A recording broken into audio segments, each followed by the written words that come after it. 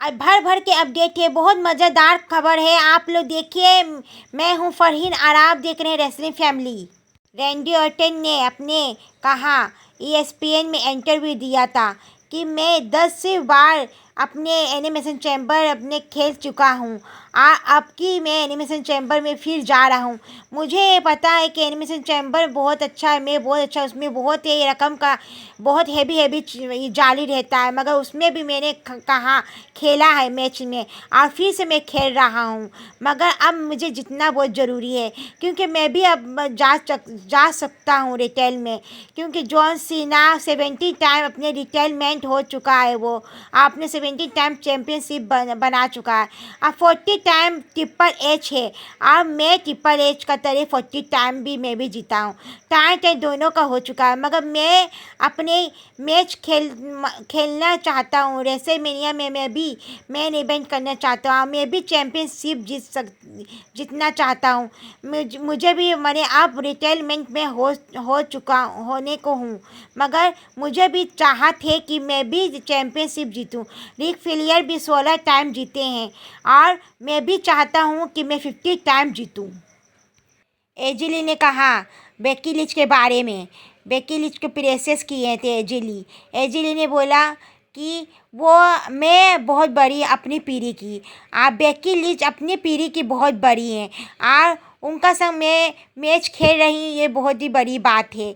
ये मुझे बहुत अच्छा लग रहा है कि उनका संग मैं मैच खेल रही हूँ।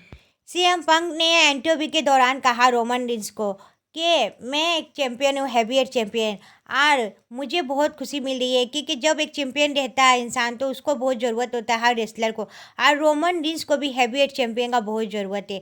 जैसे वो नहीं आ रहा है, जब वो आएगा तो वो भी यही कहेगा कि मैं रेसलमेनिया में हैवीवेट चैम्पियन बनूं, और ये हमारे भाग्यशाली है कि मैंने 2 मरतबा मेन इवेंट किया रोमन रिंस के संग।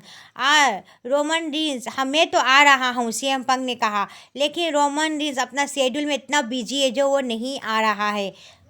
क्या आप सीएम पंक के बात से एग्री करते हैं? मैं नहीं करती, क्योंकि रोमन रिंस का शेड्यूल ऐसा ही है, क्योंकि रोमन रिंस एक पार्ट टाइमर बहुत दिन से, उनको बार बताना नहीं देना चाहिए रोमन रिंस को।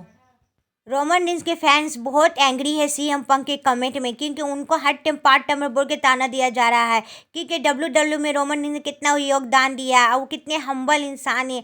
आज वो एक बीमारी से कितना लड़ाई करके आए हैं, तभी ना वो पार्ट टाइमर हुए, कि आगे पार्ट टाइमर थे। आज वो अपनी फैमिली को एक अच्छे फादर, एक अच्छे हस्बैंड है, जो वह हर चीज़ अपना निभा रहे हैं। फैंस को लग रहा है कि वो ऐसे ही पार्ट टाइमर नहीं बने, उनका ऊपर बहुत जिम्मेदारी है, और वो सीएम पंक को समझ नहीं आएगा, क्योंकि सीएम पंक का तो कोई परिवार ही नहीं है।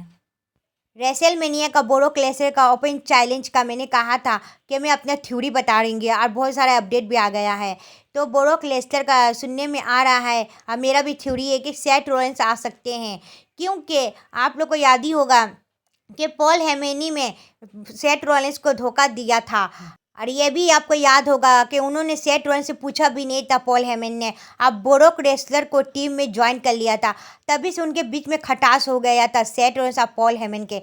आज चाहे जितना भी विजन बर्बाद हो गया, असली तो पॉल हेमन अभी बाकी है। आज जब भी सेथ रॉलिंस आएंगे तो क्या जाने, इसीलिए वो ब्रोक लेसनर से बदला लेंगे, क्योंकि उन लोग तो एक ही है, पॉल हेमन और ब्रोक लेसनर। और सेथ रॉलिंस का यही विज़न रहेगा कि वो ब्रोक लेसनर को ख़त्म करे, और उन लोग का आगे भी रेसलमेनिया हो चुका है, आज सेथ रॉलिंस बहुत सारा ब्रोक को हरा चुके हैं आगे भी, तो क्या उन लोग का मैच फिक्स होगा रेसलमेनिया?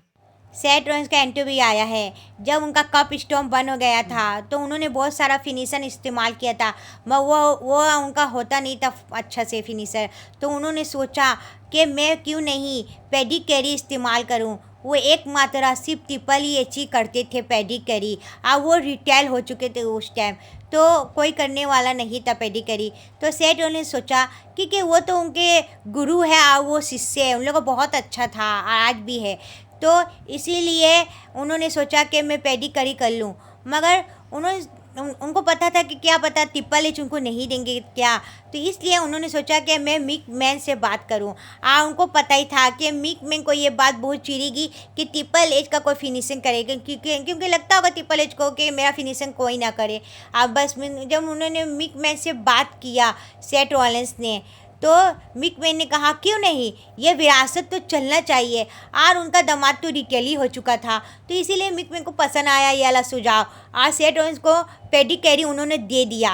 और ये बहुत बड़ी बात हुई कि अपनी दामाद का चीज़ उनको चुराने का चीज़ सेठ रोलिंस को मिल गया और उन लोग का लोग झोंक में सेठ रोलिंस का फ़ायदा हो गया।